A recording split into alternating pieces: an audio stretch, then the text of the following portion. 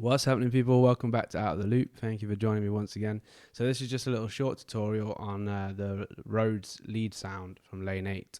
So I just did a version in Diva and in Serum, and I wanted to show those two versions, the two differences in the sounds. I know that he uses Diva, so it might be a bit closer with that version, but the Serum one's also as good, so it depends on what you use.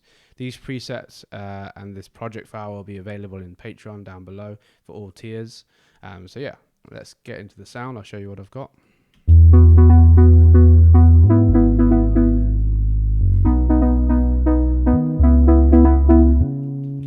That's the Diva version, and then we got the Serum version. Ooh.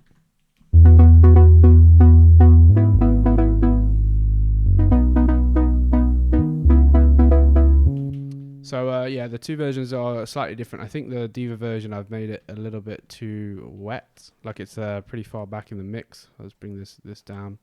But yeah, the main premise is there, and I wanted to just go over what makes this sound good and what's gone into it, rather than just give you the preset and you not really know what to do with it.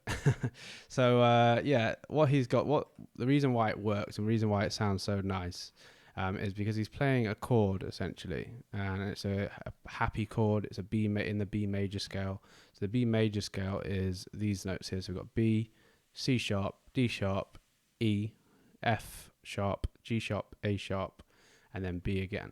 And what he's doing is he's playing the perfect fifth to start off. Let's turn that down a bit, peaking. Okay, yeah, so he's playing the B and then the fifth note in the scale, which is F, or 7 semitones up. So yeah, that's what's called the perfect fifth. And then he's playing the fourth, and then he plays the third, and then back up to the fourth.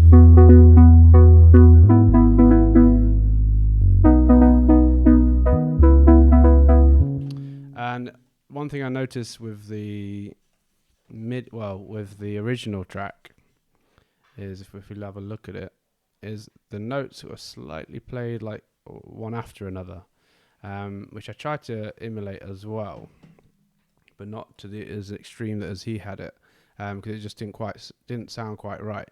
But this sounded pretty. I get the idea there. It's kind of the notes are kind of flamming into each other, so they're not playing directly on each other. It's very subtle because it's so quick. But yeah, I've done that on the MIDI, so they're slightly off time with each other. And yeah, so let's look into the sound design. So in Diva, I've used this mini poly, which is like the Moog emulation here, but this is the kind of Juno emulation. So if you don't know anything about Diva, it's a really great synth. I use it all the time. I've actually got a sample pack coming out with it very soon. And what it's kind of famous for is it emulates the original synths, like the Moog that I have here, the Juno and things like that. And the way it kind of emulates that is with these kind of voice trimmings and modifications here, where the voices drift slightly, which on a hardware synth, it's not always perfect. It's slightly, detuned a little bit, really small, like not noticeable. Otherwise, it wouldn't work.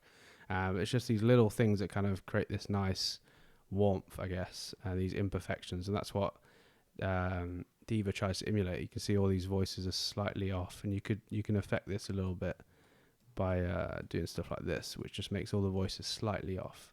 But anyway, I'm going on a little rant about Diva, but I'm babbling on about Diva.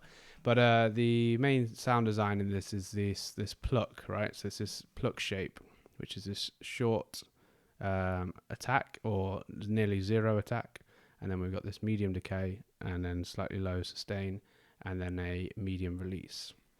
So without this kind of envelope here, it's very closed off. You can open it up like this, but it doesn't have that same pluckiness or quickness or stabbiness or whatever the word is. So it needs this.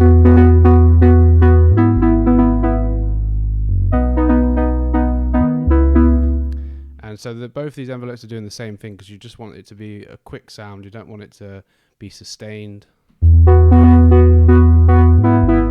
that will mean that as long as the notes are being held down, the sound will continue on. You want it to just come in and come out, but not too quickly. This release is very important. Without the release, it sounds really strange and snappy. It needs that on both of them.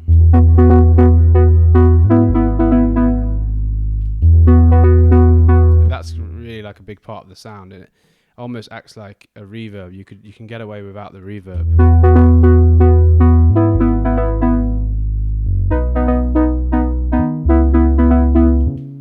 Especially if you have all these other atmospheric things around you, you don't really need that reverb, but I just put it in because it sounds nice. So yeah, that's it really. It's just a sawtooth, very simple, just one sawtooth as you can see here.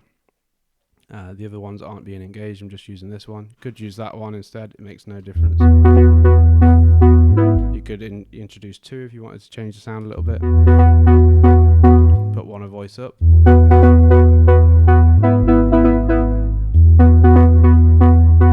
But I think, yeah, for me it sounds like he's just using one sawtooth that's got quite a few voices, so it feels a bit wide. So yeah, that's the patch in Diva. And let's go into the Serum one. So it's very similar, obviously. This one is just a sawtooth and quite a lot of voices of unison. I did copy this patch from the Big Z one, and I just added, I think, a bit of reverb, and I added more voices of unison. And then I added this kind of express thing here, which I'll go over. So yeah, all that's happening is there's a sawtooth being fed into this one envelope, and this envelope's just like very similar. So we've got this kind of short attack, a bit of a decay, and then a short-ish or medium sustain. Oh, I'm on the wrong one, sorry.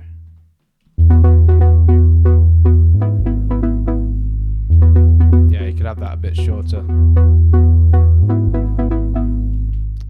Yeah, and then the effects. So we've got this multi-band compressor, and then we've got a bit of a reverb, and then this filter is affecting afterwards. So after all these effects here, so this compressor, if I take this off, you get this really huge sound. And even if you filter just before, yeah, it just really doesn't work. You need to filter after those, effects and this compressor on there, and it really does help. And what I'm doing is I'm assigned a macro to this cutoff here and to this decay. So if I bring this up, that's how you get that kind of energy rising feeling. So yeah, this is built into the patch as well. Yeah, so that's it. I mean, there's not much to show here. It's just basically a nice sawtooth that's quite closed off. The important thing is that he doesn't really open the sound up too much throughout the track. It just opens to maybe like here.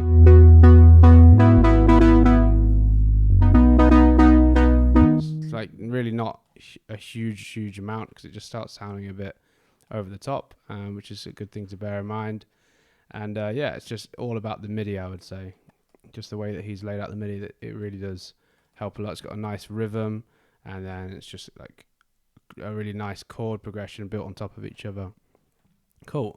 So yeah, that's it. So this is as much as I can show on the two sounds. Like I say, this project file and the two patches will be available in the Patreon down below. Yeah, that's it, guys. Have a really good week. I'm going on holiday tomorrow, so I'm sure I'll have a good week.